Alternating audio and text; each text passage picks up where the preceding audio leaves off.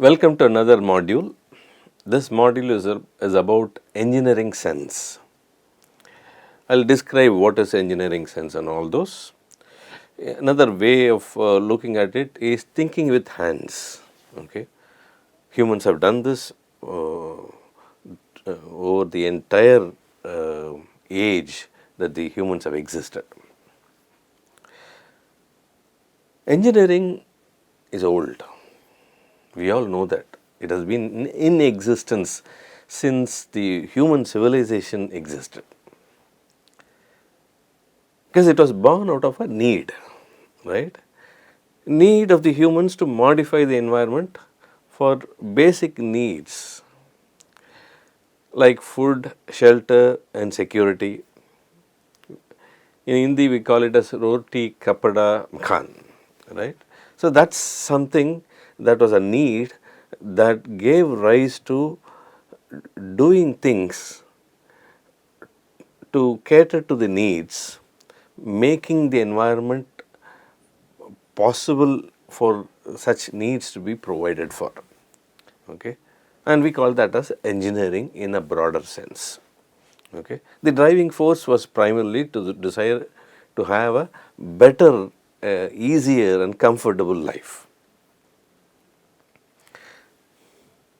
And humans have done marvels, have invented such marvels such as wheels, farming for food safety, engines for mobility, guns to protect themselves as well as to hunt, computers today. I am just shifting far after the guns were invented, computers, and today internet, right? Some of them have survived and will survive the test of time. It shows the incredible ability of the humans to mend the laws of nature to make for a better living, right? Now all this has happened because of engineering sense. Back then there were no schools, by the way, right? If you are looking at Stone Age and later ages, there were no schools and all those colleges, degrees were all not existing. Even 2000 years ago, these were not existing. But then man had already secured to a certain extent these things that I was talking about, food, shelter and security. The ancient engineers were not degree holders, but they were engineers, mind you. They observed, studied, honed skills to make the ends meet, right? And that's something that suddenly rings a bell for us, right? Today, thanks to industrial revolution that occurred about 200 years ago, that we have systemized, and that has worked wonders for us, and we are now sticking to it. But there are some downsides to it, and therefore the need for looking at engineering sense. World has been able to achieve economic prosperity, stability, security and so on purely because of this industrial revolution that has taken place. But one thing that has happened today is we have compartmentalized ourselves. You only have specialists today. We have a heart specialist, specialist for this, specialist for that. We even have foot specialist. We have forgotten to understand that the body, our body is not just an assemblage of parts, but more than that. They say whole is more than the sum of the parts, right? We have somehow narrowed down our focus, that we have lost the general view, right? So it is time that we start to think about what to do so that we can't drift away, right? We have to a large extent drifted away from the real value of an engineer. When I say engineer, please don't look at engineer as engineering degree. It is not about degree or degree holder that we should call as engineer, but someone who is able to affect things, makes processes, make products, make things happen so that it entails for a better living. Today we seem to respect degree more than what actual engineering entails. I am sure you will agree with what I am saying here. We have somehow drifted away. There are certain things that we learn, but most of it we don't. But at the same time, our ambitions, aspirations for a better living, for a luxurious living has grown disproportionately. We want to reach places very quickly, safely. We want to reach far places. We have already started doing that. We wish to be able to communicate easily with animation, visuals, right? And we wish to have enough energy and food available for us, more than what we require in a way. But we have not solved those problems yet. There are a lot of challenges that have to be addressed, and it is important for us to be geared up to that. We are in a way ready for those challenges if engineering thinking happens. In my opinion, engineering thinking is seeing a threat today. We all have done well in science and mathematics in our schooling and secured an eligibility to do engineering. And now we have a lot of opportunities to study engineering. And we need a lot of engineers to solve problems of today and tomorrow, definitely, right? And engineering is getting to be more complex, multidisciplinary today, while we are moving towards silos of branches of study. I am a mechanical engineer, I am a biotech engineer, I am a chemical engineer, separating ourselves in terms of branches of study, maybe because the volume is large. But it is very important for us to get a general overview of what it is to say I am an engineer. Okay. We have been able to solve the back of the chapters problems easily. We are so tuned to it, we are so trained to it. We have become masters at it, I would say. But I wish we are ready for taking on the real life problems, real life challenges that face today. Look around this hall. Look around the place that you are sitting in. Tell me one thing that the engineer has not touched. The engineer has made sure we are sitting in a place that protects us from scorching sun, rain, even air conditioning, dust, animals, wild animals, etc., etc. In fact, I am audible to you because I am using a device that amplifies my voice. You have been able to come to this class and earn a degree thanks to the internet facility that has been created by an engineer. So that's the importance of engineering. And remember, it is not about just a classroom learning or receiving a degree that is important. And that's why I am talking about all this. It is about making it possible for all of us to live with dignity and aspirations and our needs fulfilled. This cannot happen unless one immerses into the profession called engineering. Because after all, engineering is to do with creating products, processes, services that can uplift a human society. Is it not? Not just the basic needs. Basic needs are met. We have gone far, far beyond today. So, the question that we will ask is, what does an engineer need to have as skills? And what habits make up an engineer? Okay. When I say an engineer, I mean the real engineer, not the degree holder per se, right? Who is able to create products, processes and services for the better living. right? And mind you, engineering is a habit. This is something that I want to stress again. Engineering is a habit. And if we all cultivate that habit, irrespective of what degree we get, etc., right, we should practice this in our day-to-day living.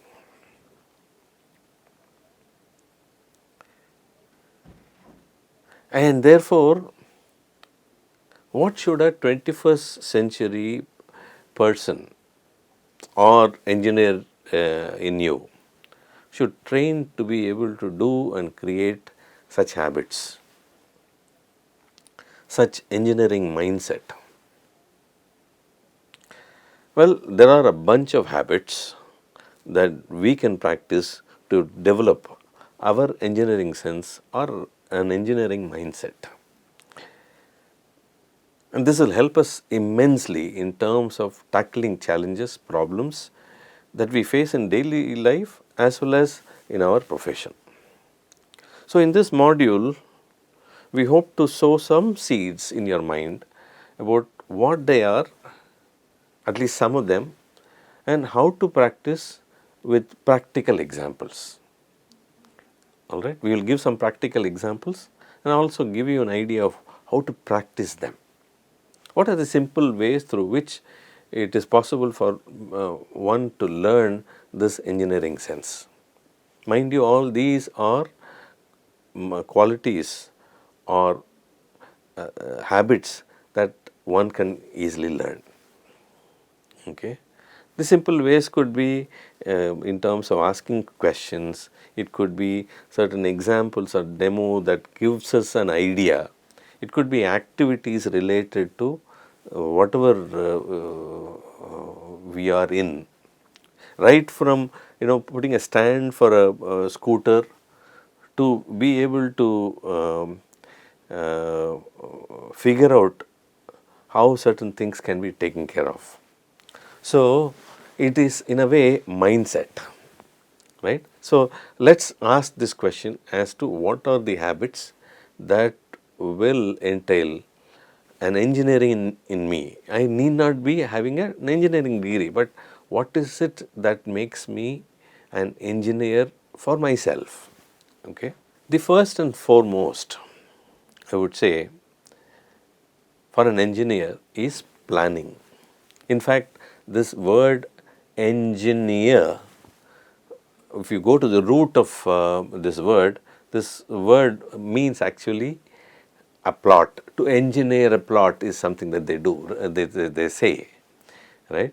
So, it is a plot or a plan, and therefore, every engineer, everyone who aspires to have engineering in them should learn how to plan. And what is planning? Planning is the process of arranging what tasks to do, how to do, and to optimally use resources to make it more effective and efficient. Right? That is planning. It helps in several things, including safety. It utilizes proper proportions. So, when you plan, you will plan for proper proportions of resources within a stipulated time, all organizing towards achieving a goal. For example, if I have to build a table, okay, I am just taking an arbitrary example. So, what should I do?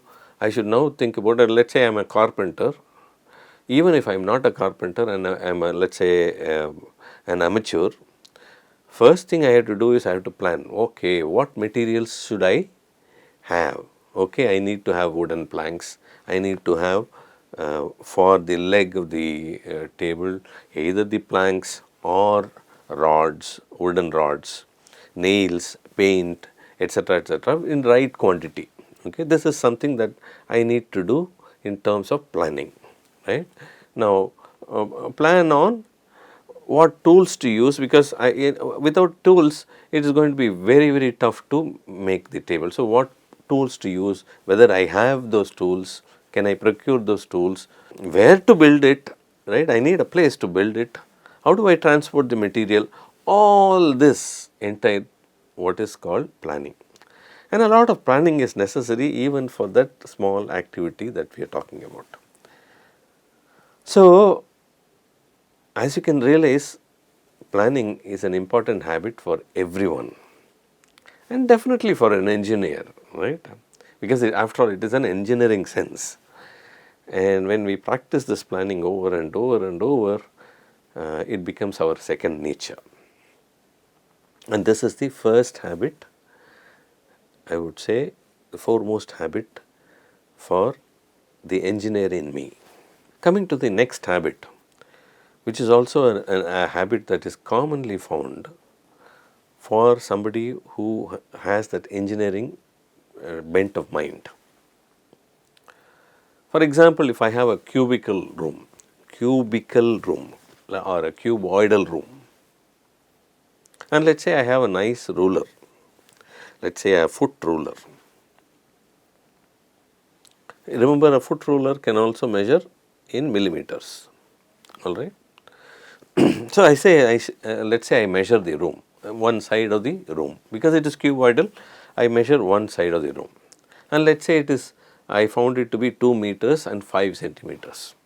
Now, what the engineer in me would do is look at it, oh okay, it is 2 meters and 5 centimeters, so it is 2.05 meters, right, and I have to multiply this 3 times in order to get this.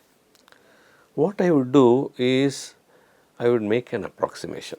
The crude approximation could be just 2 meters into 2 meters into 2 meters. Okay, it is 8 cubic meter is the volume of this room. If I had to be a little bit more precise, I may probably add saying, okay, also add this 3 times 0.05, right, that's 0.15 that I get, so that I make it 8.15 as the volume of this, right. I can be going on with precision, but an engineer would want to know a ballpark figure, 8 cubic meters or 8.1 or 8.2 cubic meters. That approximation gives us power to immediately calculate. For example, let's say it rained yesterday, and I wish to estimate how much of water would Chennai, because water-starved places, one of the water-starved places is Chennai, right? That's what we think. But when we calculate, it is not so. So the amount of water the rain would have fetched for Chennai, and what would have been the amount of water Chennai would have received from this rain? Let's say I want to find out. How do I go about? An engineer would do a very simple thing. Would put say a circular tub outside in the terrace when it was raining, and to measure how much of rain has come, would go back after a day, look at how much water has been filled in that tub. Let's say it has filled about 3 centimeters. Then I know the rainfall for yesterday was 3 centimeters, and if the entire Chennai has received this 2 or 3 centimeter rainfall, then I just have to multiply the 3 centimeters with the area of Chennai, and I get an idea of how much water the rain has brought to Chennai. Remember, all these are estimates and approximations. That's another quality, another habit an engineer should build over and over. Recently, demonetization occurred. So one of my friends was asking this question. So what do you think is the volume of transaction that happens in India every day? Good question, right? So immediately our thoughts go towards estimating, okay, what could be the transactions. Oh, okay, I am doing this transaction here. So if I take only a particular, let's say, part of the city, this is what is happening. Can I now extrapolate?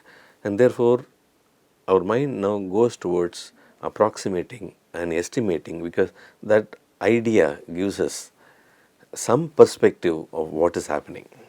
Okay? And therefore, this second habit, I would say, is the habit of approximating and estimating. Right? The next habit is what is called technical auditing. What do I mean by that? So, let me start with an example. Let us say I have a ball, I bounce the ball. So, I just leave the ball, it goes down at a particular height. Let us say the height is 2 meters or 1.5 meters, whatever. Right? I drop the ball. Now, if I ask the question, will the ball reach where I dropped, the height where I dropped? The answer often is, as you already know, is that the ball will not reach that particular height, which means what? It has lost some potential. Where did it go? So, if I ask that question, what I am doing is I am doing a technical auditing. Why? Because energy is conserved. It is a quantity that is conserved, right. So, if it is not reaching that particular height, then it means that somewhere it has lost the energy. Where did it lose the energy? So, if I ask the question and probe, oh okay, it could have been because some heat is produced when it is impacting, right, some friction is there, right, and there may be some internal friction, right, there may be some sound that is coming, and therefore, it is just releasing some energy to the air surrounding it, so on and so forth. But what we do here is to estimate what would be the loss here and there, and such a technical auditing also helps in terms of predicting what could really happen. Okay. Right. So, remember, this is very useful in daily life also. Supposing I take a bag of cement and a bag of sand and I mix the two, will I get 2 bags of sand?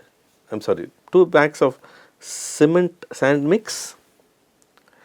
The answer depends on the question that I ask, which is, what is the quantity that is conserved? Is it the volume that is conserved or the weight that is conserved? Right? Naturally, you all know it is the weight that is conserved. There are interstitial gaps that are existing in sand, and the cement could probably go and sit over there inside. And therefore, if I mix the 2 bags, I may probably not get 2 bags of cement sand mix, maybe lesser than that.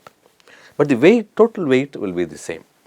So, we ask that question, what is conserved, right, and check for that conservation, okay, and that is what we call as technical auditing, because auditing here tells about, oh, okay, what is balanced here, okay.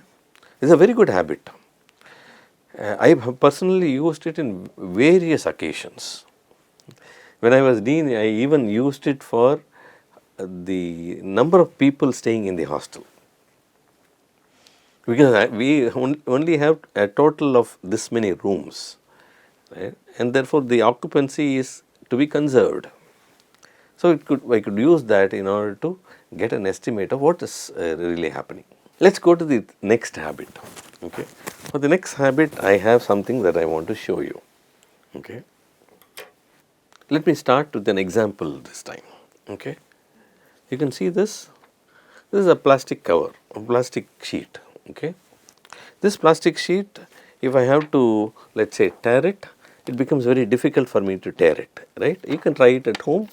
This is a transparent sheet that I have used, and plastic sheets are something that you already are having a plenty at home. Just try this out. It is very difficult to tear it, right. But on the other hand, if I take a pair of scissors and cut a little bit, very small, you can't recognize the cut as you see it, but it is possible for me to tear it very easily. See, I have been able to tear it very easily, right. Wherever I have made the cut, I can easily tear it, right. So, from this what do I learn? That if I make a small cut, it's easy to share the, if I make a small cut, it is easy to tear the sheet. This is something that I learned now, right? Now I'll ask the question, where can I apply this? So the engineer in me now says, oh, okay, I know something that I've been able to learn. Where do I apply this? Maybe you would have seen these notebooks where there is a perforation, so that when I tear it, it nicely goes along this perforation. That's really to do with very similar to what I have done here, a small cut. There are many examples of that sort that happens because I have learnt a particular technique, a phenomenon, and now it is possible for me to apply that phenomenon or the learning in various things, right? See, man learnt if he had two rough stones and scratched back and forth, it would produce heat and therefore could produce fire, right? He learnt it. She learnt it. When the human learnt it, he or she could use it in order to create fire, right? The engineer in them could connect this heat that is produced to how they could burn something which is dry, right? So that's the fourth habit. Where can I apply what I learnt? Where can I apply what I learnt? Okay. The other habit, we already learnt it in systems thinking. It is about cause and effect, relating cause to the effect. How does it help? For example, for the fire to happen in general, for the fire to happen, if I understand that it is the surrounding oxygen that helps in oxidizing, charring, let's say wood or whatever, that is responsible for the fire to occur,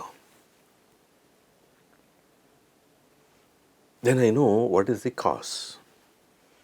Supposing I cut off the oxygen, then burning cannot occur because I have cut off the cause. The effect is no burning. If the cause is oxygen, the effect is burning that can occur, right? So we start to relate these two together. Supposing something is, has caught fire, what shall I do? You know what people do, right? They just put a blanket over that. The reason why they put the blanket over that is because the amount of oxygen that is available within that blanket is small, right? Once that oxygen is exhausted, it has no more oxygen and therefore the fire gets put off. So it's a very effective understanding when we are able to relate root cause of something. Okay, I call it as cause and effect habit, cause and effect understanding habit. Okay, or you can say root cause analysis habit. There are several examples that I could give, but I think this one example is good enough for you to understand the reason why this habit is also a very important habit to create the engineering in me, to create the engineer in me. Humans have never been satisfied with a particular version of a product or a process or a service that they have come up with. Do you agree? I'll give an example, the simplest example that you are very familiar with, which is a computer mouse, right? All of you are familiar with computer mouse. The first version of computer mouse was a bulky one. I don't know how many of you know. where you need to move one direction and the other direction. That was the computer mouse that was available at that time, the first version of it. But the human was not satisfied with that, wanted to bring the size down. And then we had this rolling ball mouse, right? As we move the mouse around, there is a rolling ball that was activating actuators in the two directions, so that it is possible to locate where you are moving the mouse and therefore the cursor in your screen.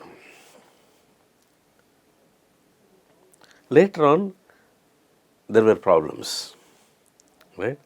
And engineer in us wanted to solve that problem. The ball would not rotate properly. The surface dependent property comes into picture. So we moved to an optical mouse, right? An ergonomic mouse. How comfortable am I with the hand, right? Today we have even graduated to just using gestures for locating etc. in our computer. We have come a long way. How did this happen? Because of one question, which is a habit that an engineer should ask over and over. How can I make it better? The moment I ask that question, how can I make it better? The first thing that appears in our mind is, oh, okay, where is the problem that I can identify? Right? Once I identify the problem, I seek to now correct that problem so that a better version starts to exist. Okay. In a way, this is good, because this is like the growth mindset that we talked about earlier, where we ask that question, how do I learn? Right? In this case, it is about a better version of a product, process, or a service that I am able to bring out. Let's go over to another habit. When Edison came up with DC power, one thing that he was not able to do is to supply this DC power to far distances. The reason why it couldn't be taken to far distances was because there was so much of dissipation that would occur when this DC power is taken from one place to another through a cable.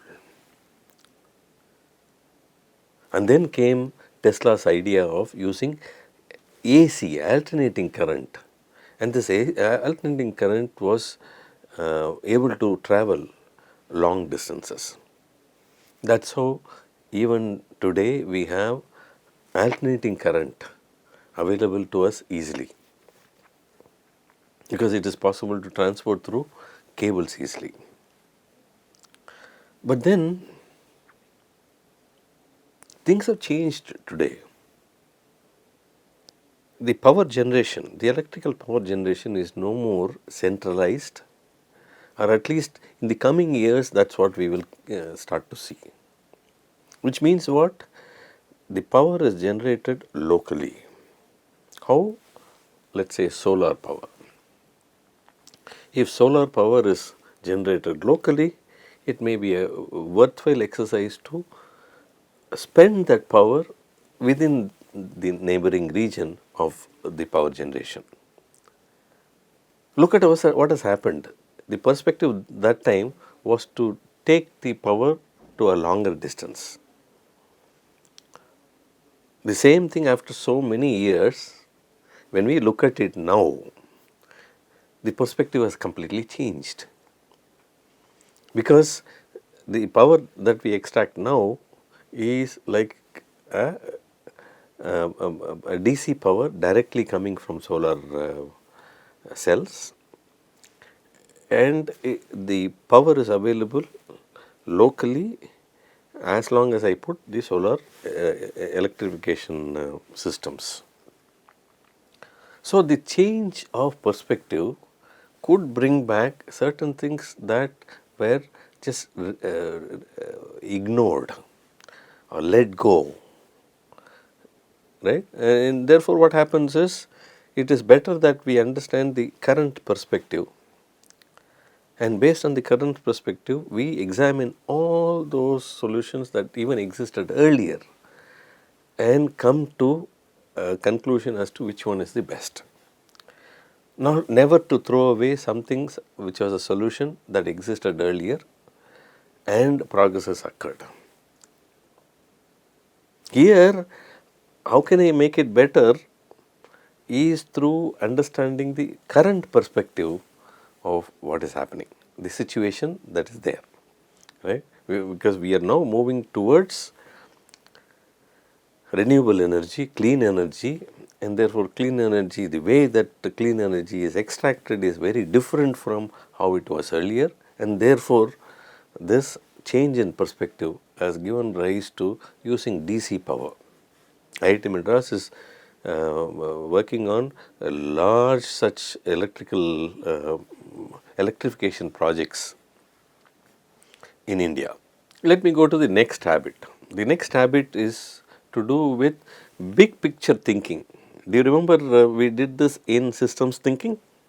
Big picture thinking. Having a global perspective, a broad perspective of what is happening. It could be spatial or it could be temporal. What do I mean by that? If I ask the question, what's the bird's eye view of the particular situation that we are looking at?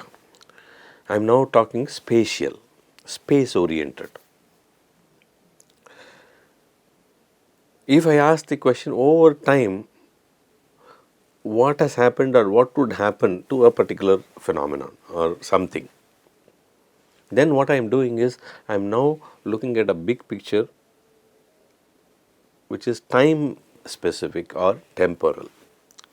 So, this big picture thinking helps in terms of understanding an overall aspect that would be missed if you are going into detail, right?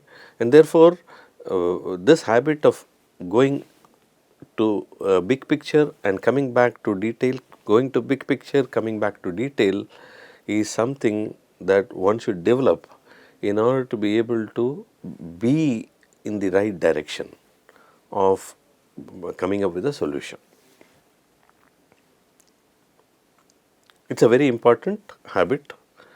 You already know because we have dealt with that in systems thinking and we have given several examples.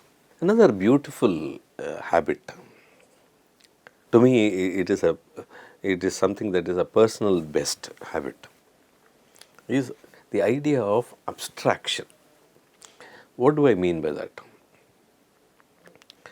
Supposing, let's say I have a nail and I need to drive that nail into the wall.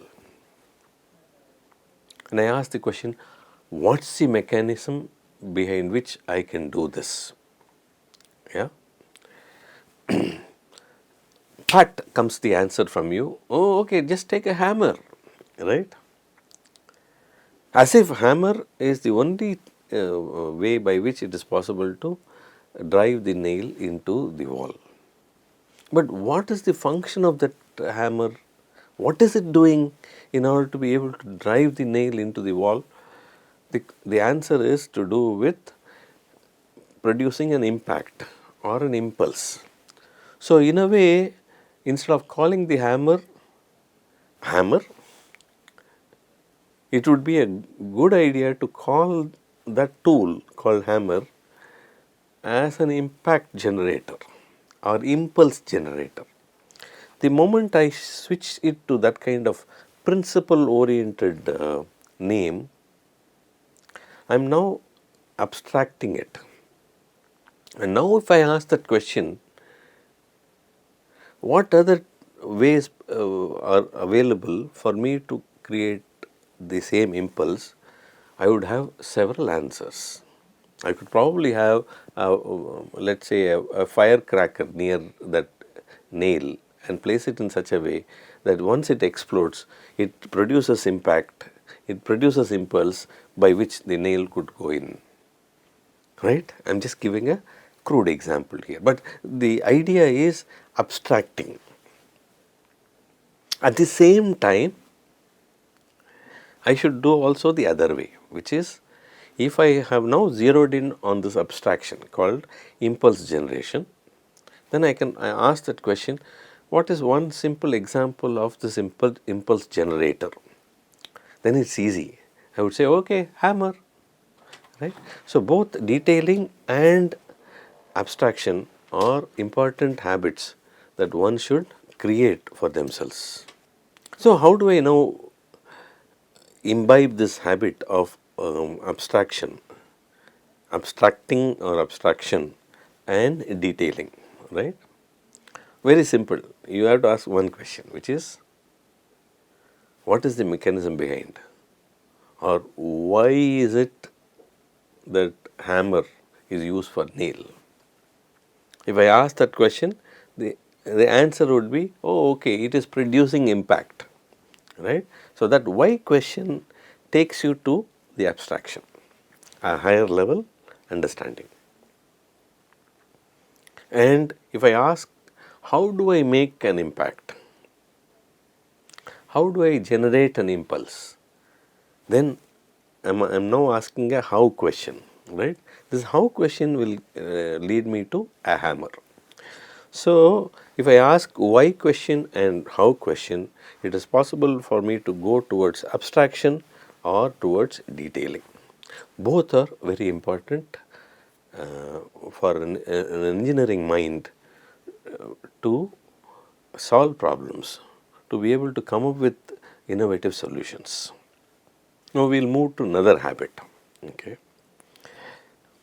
This is often a habit that typically every engineer would endeavor to have, and I would call this as divide and conquer. Okay. So if I have a system which is a large system, I would look at this large system as system consisting of several functions. Right? Now I have divided the system into several functions. I could do this in dissecting our system or coming up with a design of the system, right? So breaking down a particular problem or a task into sub problems or subtasks helps one to easily solve or accomplish a particular goal. Therefore, it is good to have this kind of a habit where we look at something. Let's say if I take a printer, then I will start to look at, oh, okay, there is a feeding function, there is a carbon deposition function, there is a rotating mechanism function which takes the paper along, etc., etc., etc. Right? So several functions that I can separate into, right? And each would have a sub function. These sub functions are connected in order to accomplish a particular goal or a task. This is a very important understanding as far as designing is concerned or reverse engineering is concerned. Okay. So if I have a product and I want to find out how it works, what are the functions that go into this in order for that to work, then I am asking this question, okay. And what I am doing basically is dividing and conquering, or in other words, dividing into separate functions or sub functions and looking at the connections between one function to the other, so that I start from, let's say, feeding a paper to the printer to the printed paper coming out. Okay. In fact, I would use another example which is not related to engineering. That's why I said engineering in me could also bring about an understanding beyond the so-called engineer should be looking at. When the Britishers ruled us, the way that they came about ruling us is not like how it happened with the Muslim conquerors. The British did a very smart thing, very different thing. They started dividing the kingdoms. The moment the kingdoms divided, Then they fought between each other, and the Britishers took advantage of it and conquered both the kingdoms, right? And this went on and on, so that they conquered the entire, they could colonize the entire India. Why just India? So many countries. Just a simple principle of divide and conquer. I am not asking you to conquer that way, but I am just telling you the benefit of looking at any system or a process or a situation to be consisting of several functions, several sub-functions. The next one, in terms of creating a habit, as far as an engineering mind is concerned, is about classifying based on functions, based on form, right? It helps us in terms of communicating. As I already told you, when I say hammer, the name hammer has to do with a particular function, correct? For example, if I say a lever, what is a lever? We all studied that in our for probably 6th standard, 7th standard, correct? A lever is something that produces a mechanical advantage by certain manipulation of the mechanical system. Okay, you would have an effort, you would have a fulcrum, you would have a load. The effort that you put in would be such that you would get some advantage in terms of this lever that we have. There are three different lever mechanisms, etc., etc. Let's not go into details, but one thing that comes out of this is, the moment I say lever, immediately this mechanical advantage comes into picture. And this lever is the taxonomy. I am using this word taxonomy that is built into our system, built into our understanding. Right? And by the way, the word leveraging comes from such a realization. Right? Supposing your mom asks you to go, please go buy rice. What would be the question that you would ask your mom? Mom, how many kgs? Right? The question that you ask relates to a measurement, a unit, a dimension, right? And this matters a lot. You didn't ask how many milligrams, right? You asked how many kgs, because it's a relevant unit that could be used for rice. But if you ask a mill owner, how much rice is there in your godown? The answer would be in terms of tons. So these numbers matter a lot for an engineer, right? Oh, it's very hot. The question that arises in an engineering mind would be, oh, okay, what's the temperature, right? So because the relationship between temperature and the feeling of hot is related to the scenario that we are talking about, right? They may also relate, an engineering mind also would relate the quantity to something that we experience. For example, what is a ton of weight? A ton, if I can understand it to be, let's say, about 15 times the average weight of an adult, it gives me a ballpark figure or a picture. Oh, okay, this is what the rough idea, rough sense of what a ton is, right? And that's the power in terms of talking about dimensions, units, and numbers that relate to that. In fact, if you look at it, humans used the measurement of length. For example, if they wanted to measure the size of the room, what they would do is they will put 1 foot over to the next, to the next, to the next, and find out how many feet is the length of the room. assuming that an average adult's foot would be of more or less the same length. Okay. And then some standardization occurred, etc., to call what is a feet, what is a meter, and so on. Okay.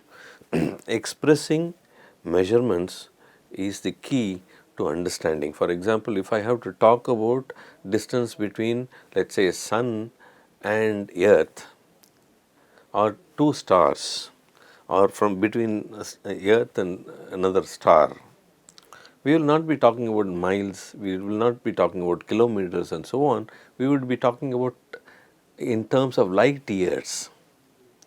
And one light year is the distance that light travels over a period of 1 year, right? So now distance is used in a completely different way in order to make measurements that are very, very long. So this question of, oh, okay, how much is it, what is the quantity that we are talking about, etc., is another habit that an engineer, a typical engineering mind would have, an engineering mindset would have, because it helps in terms of estimating, in terms of understanding, etc., etc. A very useful habit to create among ourselves. If I go to next habit, the next habit has to do with very similar to what we did in systems thinking, where we related one system to another system and look at the parallel between the two. So, supposing I have solved one problem in one situation, then I know how I solve the problem in that situation. So, when I see a very similar situation, perhaps not the exact situation, but a similar one, then my mind tells me, oh, okay, can I use how I solved the other situation and use that method to solve this situation, right? When we do this, we now are able to solve something which is a new problem that has arisen.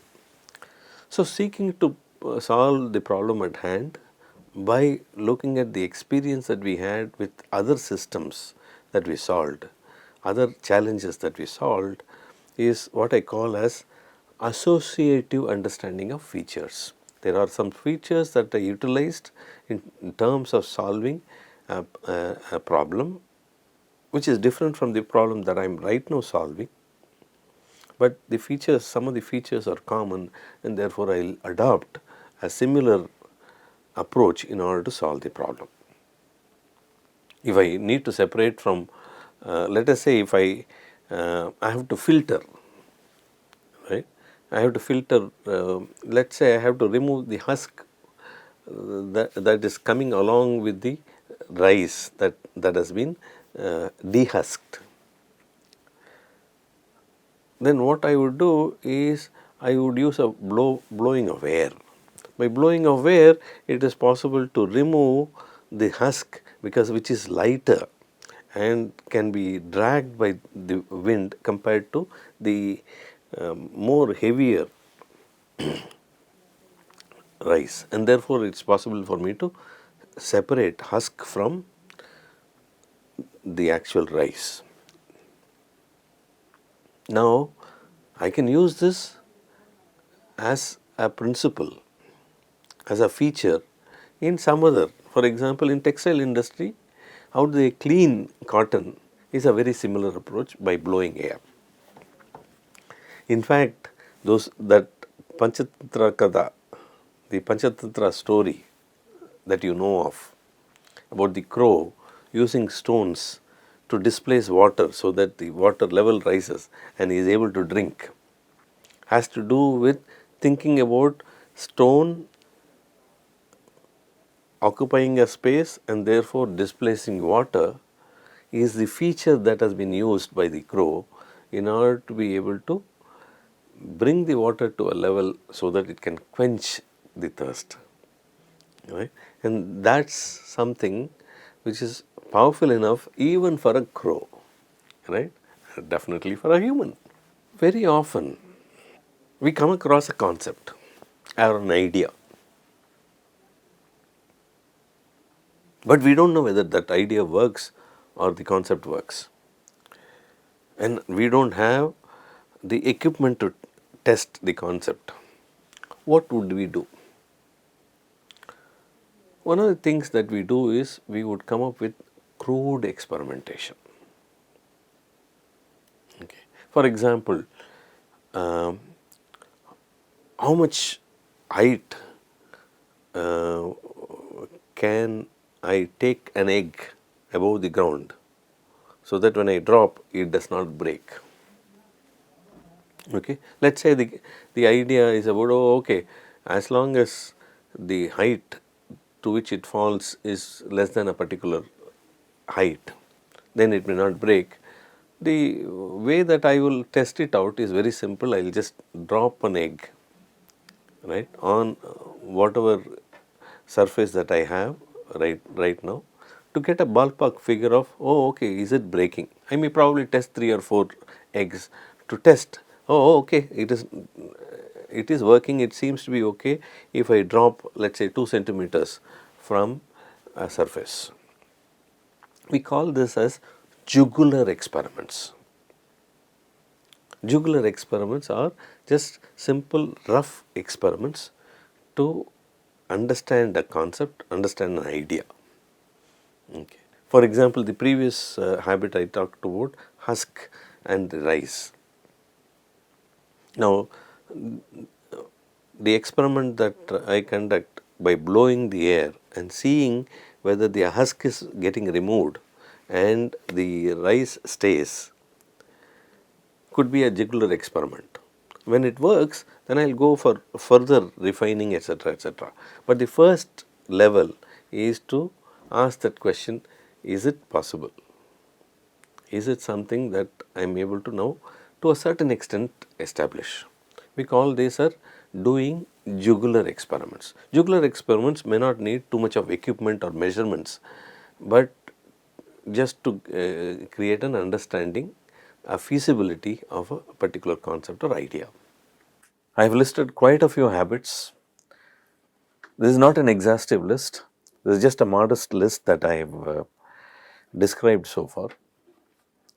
There are also other discussions that I have had with some of our co-facilitators. Have a look at those, and my sincere advice to you is to use these in your daily life to make it a better life that you can lead. Thank you.